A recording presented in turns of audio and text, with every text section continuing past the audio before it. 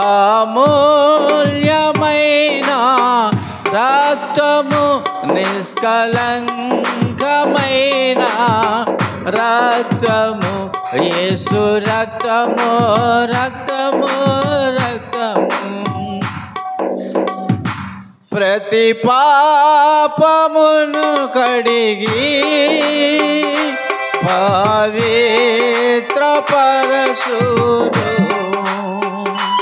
ప్రతి పాపమును కడిగి పవిత్రపరచును. యేసు రక్తము, రక్తము, రక్తము. అమూల్యమైన రక్తము, నిష్కలంకమైన రక్తము, నిష్కలంకమైన రక్తము, యేసు రక్తము, రక్తము, రక్తము.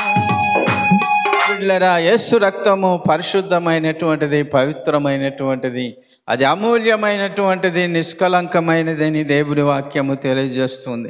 యేసుక్రీస్తు రక్తము తప్ప ఏ రక్తము మనలను పవిత్రపరచదనేటువంటి లేఖనాలు చలిస్తున్నాయి. వేదాల్లో మనం చూసినట్లయితే సర్వ పాప పరిహారం రక్తపోషణం ఆవశ్యకం, తద్రక్తేన పరమాత్మే పుణ్యదాన బలియాగమని మరి వేదాలు ఘోషిస్తున్నాయి. ప్రియ దేవుని బిడ్డలారా, గమనించినట్లయితే సర్వమానవాళి పాపములు క్షమించాలంటే పరిశుద్ధ రక్తం చిందించవలసి ఉన్నది.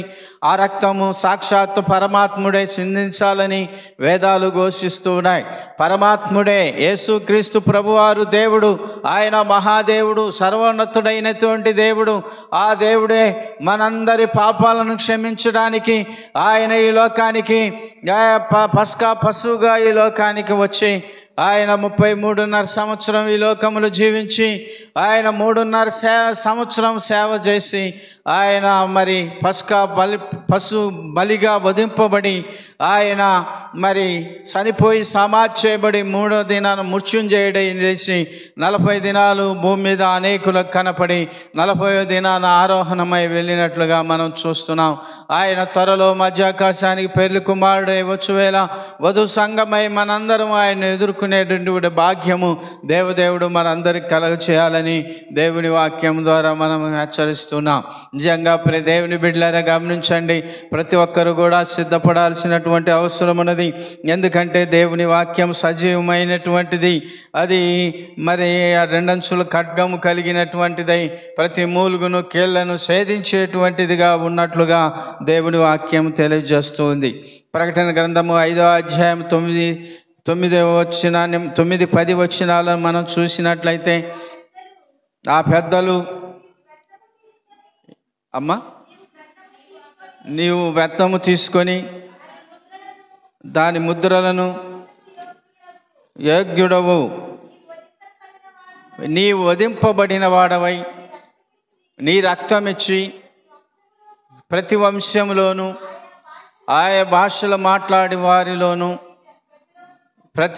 ప్రజలోను ప్రతి జనులలోను దేవుని కొరకు మనుష్యులను కొని మా దేవునికి వారిని ఒక రాజ్యముగాను యాజకులుగాను చేసితివి కనుక వారు భూలోకమును ఏలుదురని కొత్త పాట పాడుతారు. కాబట్టి ప్రియ దేవుని బిడ్డలారా, ఇక్కడ దేవుడు తన స్వరక్తం ఇచ్చి కొన్నటువంటి సంఘాన్ని దేవునికి రాజ్యముగాను యాజకులుగాను దేవుడు వారిని అప్పగించినట్లుగా చూస్తున్నాం ప్రియులారా. కాబట్టి ఇప్పుడు దేవుని బిడ్డలారా, పరిశుద్ధ గ్రంథాన్ని మనం పరిశీలన చేసినట్లు పరిశుద్ధ గ్రంథములో రాయబడినటువంటి మాటలు స్పష్టంగా తెలియబడుతూ ఉన్నాయి. కాబట్టి ప్రియులారా, గమనించినట్లయితే ప్రతి ఒక్కరు కూడా గమనించాల్సినటువంటి విషయం ఏంటంటే, ఆయన దేవునికి మనం ఒక రాజ్యముగాను మరి యాజకులుగాను మనం అప్పగింపబడేవారమై ఉన్నాము. ఆ విధంగా ప్రియ దేవుని బిడ్డలారా, దేవుడు వచ్చేంత వరకు కూడా మనము ఆయన సంఘమును మనము మరి ఏలేటువంటి వారముగా, ఆయన సంఘములో మనము నివసించే వారముగా, ఆయనకి ఇష్టమైన బిడ్డలుగా, ఆయన చేసిన త్యాగానికి ప్రతిఫలంగా మనం ఈ లోకంలో జీవించే వారముగా ఉండాలని దేవుడి వాక్యము తెలియజేస్తుంది. కాబట్టి ఇప్పుడు దేవుడి బిడ్డలారా, పరిశుద్ధ గ్రంథాన్ని మనం పరిశీలన చేసినప్పుడు పరిశుద్ధ గ్రంథంలో మనం చూస్తే పరిశుద్ధ గ్రంథములు ఈ మాటలు మనకు తెలియజేస్తున్నాయి. ప్రకటన గ్రంథం 7వ అధ్యాయము 14వ వచనాన్ని మనం చదువుకుందాం. అందుకు నేను అయినా నీకే తెలియననగా అతడు ఇలాగున నాతో చెప్పాను, మీరు సమాజముల నుండి మహాశ్రమల నుండి వచ్చిన వారు గొర్రెపిల్ల రక్తములో తమ వస్త్రములను ఒదుగుకొని వాటును తెలుపు చేసుకునేది. ప్రియ దేవుని బిడ్డలారా, ఇక్కడ గమనించినట్లయితే అందుకే నేను నీకే తెలియననగా అతడు ఇలాగు నాతో చెప్పాను, వీరు మహాశ్రమ అనుభవించి వచ్చిన వారు గొర్రెపిల్ల రక్తములు తమ వస్త్రములను ఉదుక్కొని వాటిని తెలుపు చేసుకుని అని చెప్పేసి ఇక్కడ తెలియజేస్తున్నాడు. గొర్రెపిల్ల యొక్క రక్తములో, ప్రియ దేవుని బిడ్డలారా, యేసు ప్రభు యొక్క రక్తములో వారి యొక్క వస్త్రములను కడుక్కొని ఉతుక్కొని వారు తెలుపు చేసుకున్నట్లుగా మనం చూస్తూ ఉన్నాం. కాబట్టి ప్రియ దేవుని బిడ్డలారా, గమనించండి, మన వస్త్రాలను, మన నీతి వస్త్రాలను ప్రియ దేవుని బిడ్డలారా ఆయన రక్తంలో మనము ఉదుక్కున్న వారమై, మరి మహాశ్రమల నుండి వచ్చిన వారమై, మరి దేవుని రక్తంలో మనము పవిత్రపరుచుకున్న వారముగా ఉండాలని లేఖనము తెలియజేస్తుంది. కాబట్టి ప్రియులారా, గమనించండి, పరిశుద్ధ గ్రంథాన్ని మనం పరిశీలన చేస్తే పరిశుద్ధ గ్రంథంలో రాయబడినటువంటి మాటలు మనకు స్పష్టంగా తెలియజేస్తున్నట్లుగా మనం చూస్తున్నాం. కాబట్టి ప్రియ దేవుని బిడ్డలారా, వీరు మహాశ్రమ అనుభవించి వచ్చిన వారు గొర్రెపిల్ల రక్తములో తమ వస్త్రములను ఉదుక్కొని వాటిని తెలుపు చేసుకున్నటువంటి వారు. కాబట్టి ఈ మహాశ్రమ నుండి వచ్చేటువంటి వారు ఎవరంటే ప్రియ దేవుని బిడ్డలారా, మరి యూదులని లేఖనాల ద్వారా మనం తెలుసుకోవచ్చు. యూదులు మహాశ్రమల నుంచి వచ్చిన వారు. మనమైతే ప్రియ దేవుని బిడ్డలారా, మహాశ్రమలు రాకముందే సంఘం ఎత్తబడుతుంది. ఆ ఎత్తబడే సంఘంలో మనందరము ప్రియ దేవుని బిడ్డలారా మనం ఎత్తబడతాము. కాబట్టి మహాశ్రమలకు మనకు ఎలాంటి సంబంధం ఉండదు.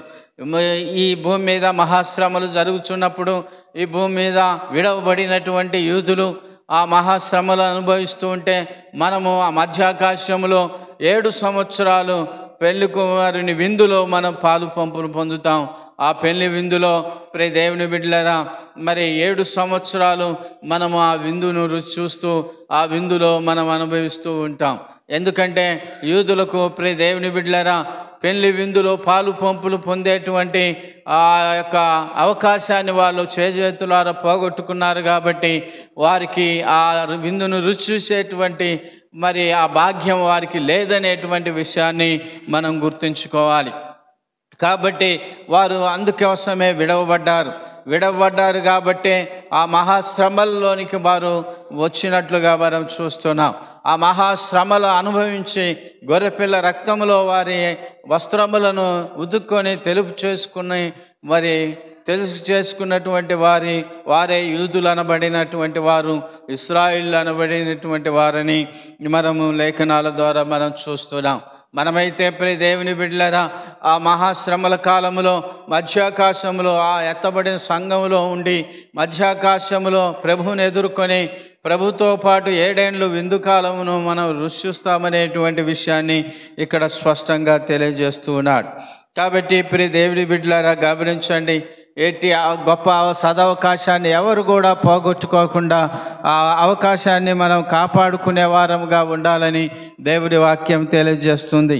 ఇంకా పరిశుద్ధ గ్రంథాన్ని చూసినట్లయితే 12వ అధ్యాయము, ప్రకటన గ్రంథం 12వ అధ్యాయము 11వ వచనాన్ని మనం చూద్దాం. వారు గొర్రెపిల్ల రక్తమును బట్టి తాము ఇచ్చిన సాక్ష్యమును బట్టి వారిని జయించి ఉన్నారు కానీ మరణము వరకు తమ ప్రాణములను ప్రేమించిన వారు కారు. ప్రియ దేవుని బిడ్డలారు, చాలు. కాబట్టి ఇక్కడ మనం గమనించినట్లయితే వారు అనగా ప్రియ దేవుని బిడ్డలారా గొర్రెపిల్ల రక్తమును బట్టి తామిచ్చిన సాక్ష్యమును బట్టి వారిని జయించి ఉన్నారు. ఎవరంటే ప్రియ దేవుని బిడ్డలారా వీళ్ళు ఇశ్రాయేలీలే, దేవుని ప్రజలే. వీరు మరి ప్రియ దేవుని బిడ్డలారా గమనించినట్లయితే వీరు గొర్రెపిల్ల రక్తమును బట్టి తామిచ్చిన సాక్ష్యమును బట్టి వారిని జయించి ఉన్నారు. కానీ మరణము వచ్చే వరకు తమ ప్రాణమును ప్రేమించిన వారు కాదని దేవుని వాక్యం తెలియజేస్తుంది. కాబట్టి వారు మరణం వరకు కూడా మరి నమ్మకముగా ఉన్నట్లుగా మనం చూస్తూ ఉన్నాం. కాబట్టి ఇప్పుడు దేవుడి బిడ్డలారా పరిశుద్ధ గ్రంథాన్ని మనం పరిశీలన చేస్తే పరిశుద్ధ గ్రంథంలో రాయబడినటువంటి మాటలు మనకు స్పష్టంగా కనపడుతూ ఉన్నాయి. కాబట్టి ఇప్పుడు దేవుని బిడ్డలారా ప్రభు అయిన యేసుక్రీస్తు వారు తను పస్కా పశువుగా ఈ లోకానికి వచ్చి 33.5 సంవత్సరం జీవించి ఆయన మరి మనందరి పాపముల నిమిత్తము ఆయన సిలువ వేయబడి ఆ సిలువలో మరి 3 మేకుల మధ్యలో పంచగాయముల చేత తన రక్తాన్ని చిందించి మరి మనందరినీ విమోచించి ఆయన మనందరినీ కొని ఉన్నాడు. ఇప్పుడు మనం ఆయన సొత్తు, మన సొత్తు కాదనేటువంటి విషయాన్ని మనం గుర్తుంచుకోవాలి. మనందరము కూడా ఆయన సొత్తు అయి ఉన్నాం. ఇప్పుడు ఆయన మనుష్యులం, మనందరినీ ఆయన రక్తం చేత విమోచించి ఉన్నాడు కాబట్టి మనం ఆయన సొత్తు అయి ఉన్నాం. కాబట్టి ఈ దేహం మీద మనకు అధికారం లేదు, ఈ దేహం మీద ఆయనకే అధికారం ఉన్నది. కాబట్టి ఈ దేహంతో ఆయన్ను మహింపరచాల్సినటువంటి అవసరం ఉన్నదని దేవుడి వాక్యం తెలియజేస్తుంది. కాబట్టి ఇప్పుడు దేవుని బిడ్డలారా యేసుక్రీస్తు ప్రభువారు పస్కా పశువుగా ఈ లోకానికి వచ్చాడనేటువంటి విషయము సత్యము. ఆ విధంగా ఆయన పస్కా బలి పశువుగా వధింపబడి మనందరి పాపముల నుంచి మనము విడిపించినటువంటి మాట సత్యము. యేసుక్రీస్తు రక్తము మనందరి పాపముల నుంచి విడిపిస్తుందనేటువంటి విషయము సత్యము. కాబట్టి ఇప్పుడు దేవుని బిడ్డలారా మనందరము కూడా మరి ఆయన రక్తం చేత కడగబడిన వారమై విమోచింపబడి ఆయన తండ్రి యొక్క మరి రాజ్యానికి వారసులముగా ఉండాలని చెప్పేసి దేవుడి వాక్యం తెలియజేస్తుంది.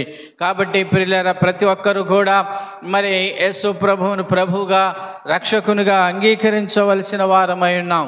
ఎందుకంటే ఈ లోకంలో ప్రియ దేవుని బిడ్డలారా ఎన్ని సంవత్సరాలు జీవించినప్పటికీ మన పాపంలో ఉండి నశించిపోతాము తప్ప మనము పరలోక రాజ్యాన్ని స్వతంత్రించుకోలేము. మనము పరలోక రాజ్యాన్ని స్వతంత్రించుకోవాలంటే మనము ప్రభు అయిన యేసుక్రీస్తును ప్రభువుగాను రక్షకునిగాను అంగీకరించవలసిందే.